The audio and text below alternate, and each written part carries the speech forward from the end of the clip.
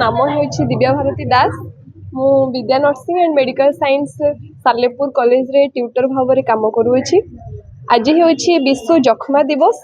यही दिवस रो मुख्य उद्देश्य हूँ लोक मान मन में केमी सचेतनता सृष्टि करबा, केमी जक्ष्मा रोग आमर देश रु आमर विश्व संपूर्ण रूपे परिसमाप्ति हेबो। सेथिलागी आमर कॉलेज प्रति वर्ष विश्व जक्ष्मा दिवस बहुत धूमधाम रे पालन करुँची। आज मध्य आमर विश्व जक्ष्मा दिवस पालन करा जायछि कम्युनिटी रे। आज पिला माने आमर एक नाटक कले, एक अवेयरनेस डांस मध्य कले, पिला निजर अभिभाषण द्वारा मध्य लोक मान को सचेतन कले।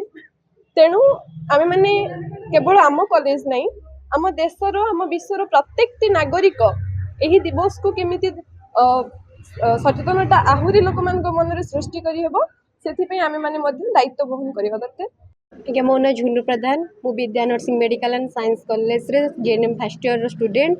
विश्व जक्ष्मा दिवस यही रोग 1947 मसीह ये आम पालन कर यही रोग किपरि भारत में व्यापुची और यही रोगर लक्षण गुड़िक कौन, आम यार यही रोगर कारण कौन, ये रोग केमी व्यापुची आम समाज को सब जनाऊँ।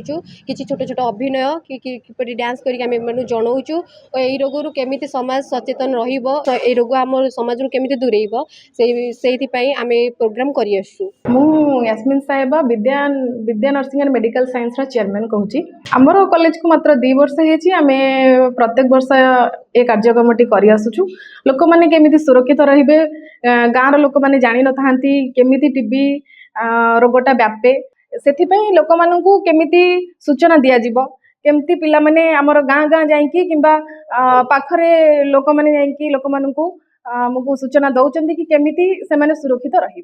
आमर पाखापाखि 100 पिला माने रहुचंती कॉलेज रे पाठ पढ़ुचंती। प्लस आमर ए वर्ष 120 सीट आमर जीएनएम रो अछि आ 60 सीट टोटल 180 सीट आमर अछि।